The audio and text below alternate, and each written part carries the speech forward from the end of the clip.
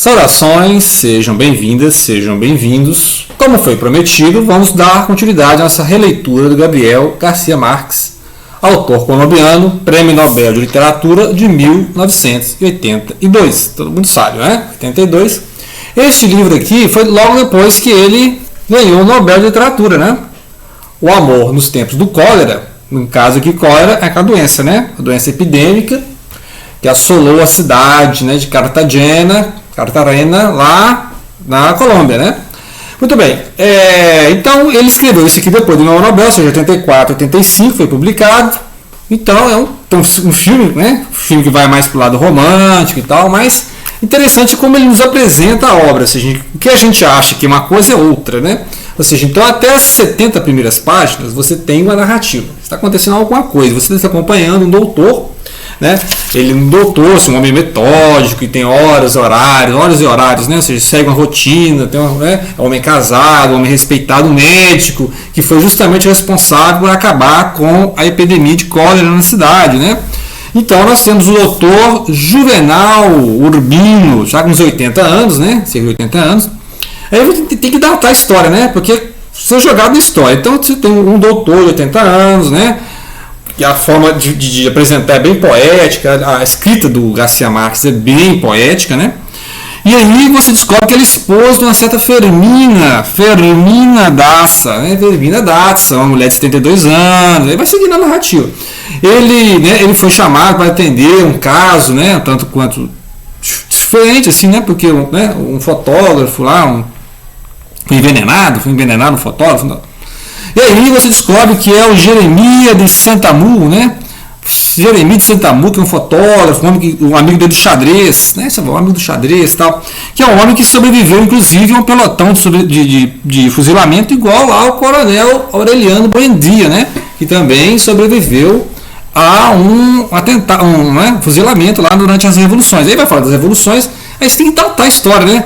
Eles foram no cinema ver o filme Nada de Novo no Front. Ora, esse filme foi feito, né, a partir do livro do Remarque, que fala da Primeira Guerra Mundial, e esse filme de 1930. Então esse doutor nasceu lá em 1850. Então você faz aí um aproximado, né? Porque o Garcia Marques não vai te explicar nada, né? O Garcia Marques não é enciclopédico, ele vai jogando as informações, você vai entrando na história, né? E como a prosa dele é muito boa, o narrador dele é muito bom, né? Assim, aquele narrador envolvente, altamente lírico. Você não sabe se está lendo poesia, se está lendo romance, né? Então, você vai montando a história. Então, você tem o doutor, aí você vai contar a história do doutor, né? Vai contar a história do doutor, como é que ele conheceu a mulher. Realmente, vai mostrando alguns flashbacks, a história deste doutor. E da Fermina Daza. Fermina Daza, que é filho de um certo Lourenço. Aí vai contar lá o matrimônio, né, como eles se conheceram, como eles casaram, as cenas da vida social. E um certo papagaio, né, um certo louro, né, que ele arrumou lá um certo papagaio, o animal de estimação dele é um papagaio, né. E aí ele né, vai lá tomar um banho e tal, vai um papagaio meio dando trabalho, né, para conseguir alcançar esse papagaio no alto das árvores. Não sei, vida prosaica, né, vida prosaica.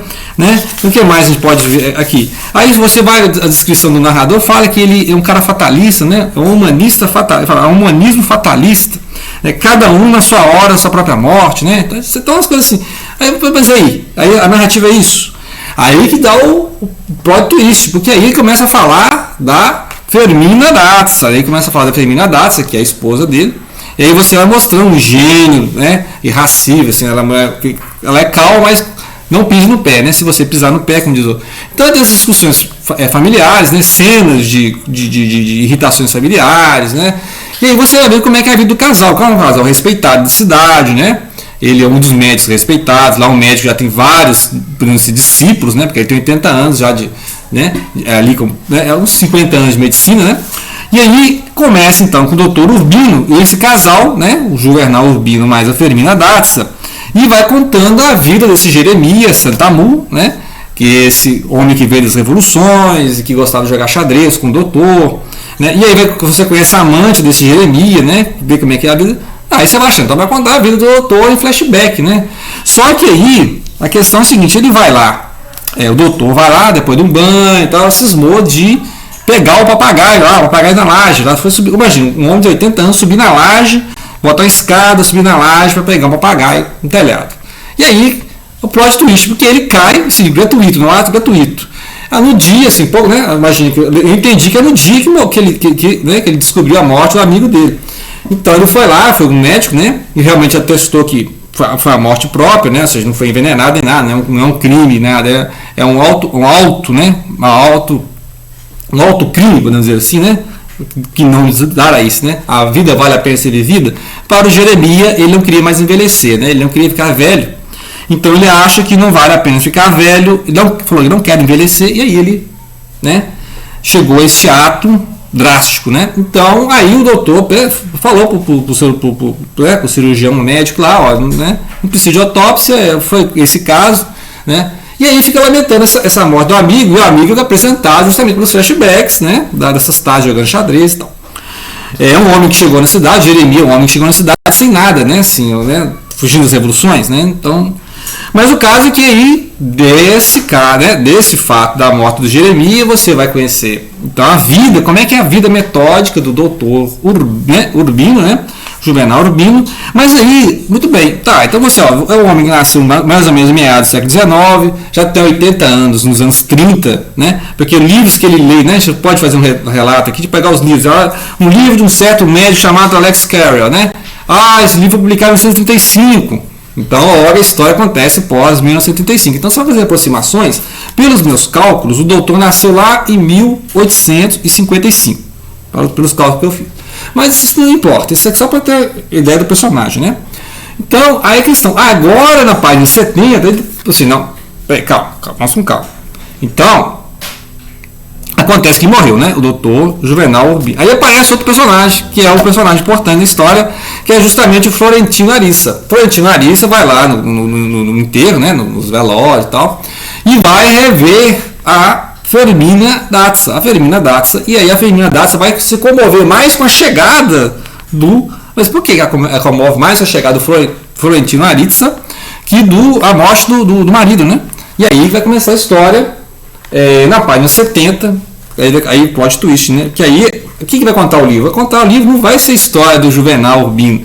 Você tirou o Juvenal Urbino da história, o doutor lá que saneou a cidade, né, da cólera, e aí você volta à história. A história real é o romance, depois de 50 anos, né? Depois de 50 anos, é o romance da Fermina Daza com o Florentino Arissa. Esse nome é complicado mesmo, né? É Fermina Daza, com 72 anos, vai reencontrar agora o Florentino Arissa, né? Então, Florentino Arissa é um músico, né? É um músico e tal. E é aquele homem que trabalhava lá no telégrafo, né? Recebia as cartas, mandava as cartas e tal. E aí eles vão namorar uma época por cartas. Por quê? Né? Por quê? Porque, obviamente, a família, né? O pai da Fermina Daza, o Lorenzo, não vai concordar com esse namoro, né? A filha namorando o homem do telégrafo, não vai. Né? E aí a história vai ser isso, vai contar justamente como eles mantiveram esse contato por cartas durante muito tempo, foram obrigados a separar, porque a cidade sofreu essa epidemia. Para nós que sofremos a pandemia recente, sabemos como é que as vidas foram cortadas. Então eu penso na minha vida assim, antes e depois da pandemia, né?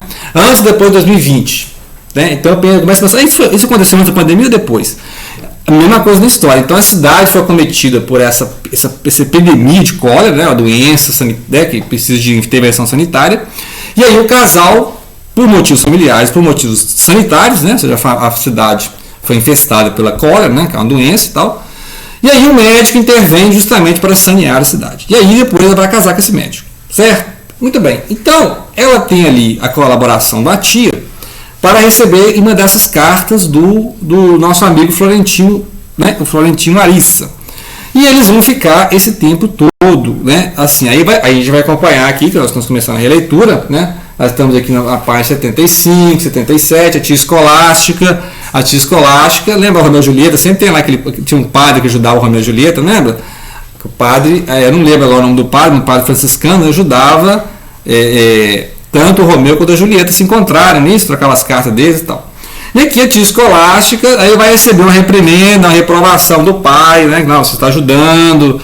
E é isso, porque ele quer afastar. Mas quando mais tenta afastar, mais o casal está apaixonado, não é isso? Então a gente vai continuar depois da releitura, vendo como é que vai ser essas peripécias, né, desse amor proibido que vai atravessar 50 anos, porque só vamos rever o encontro do Florentino e da Fermina depois da morte do Juvenal Urbino, né? Se a gente vê aqui, então, o doutor teve uma morte gratuita, né? Tentou pegar um papagaio, coisa assim. Né? Aí a narrativa, você acha que é uma coisa? Imagina, eu achei que ele era protagonista, o cara morre na página 70, como assim?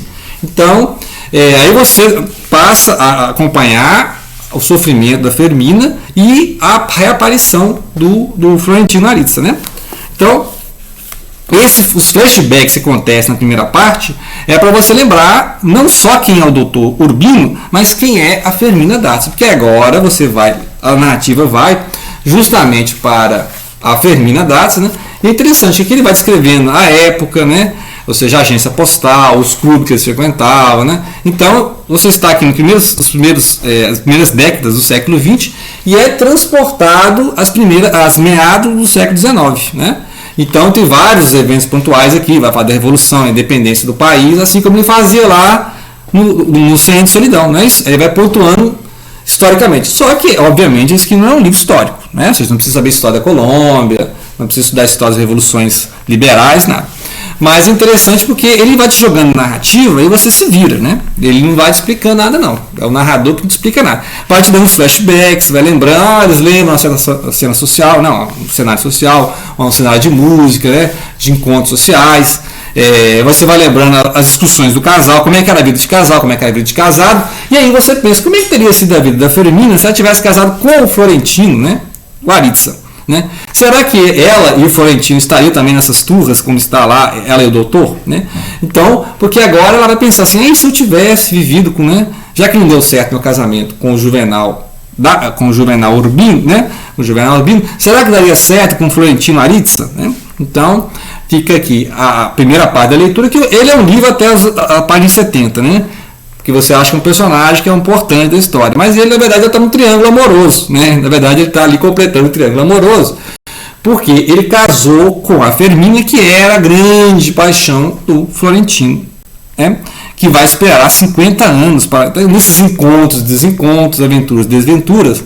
Porque em vários momentos eles poderiam se encontrar, não se encontraram, teve mal entendido, uma carta que não chegou, uma carta que chegou depois. Né? Então é interessante isso. Então, paramos aqui na página 85, 87, nessa parte, que começa então essas questões das cartas, né? Ela própria não sabia explicar a si mesma porque havia aceito a carta, né?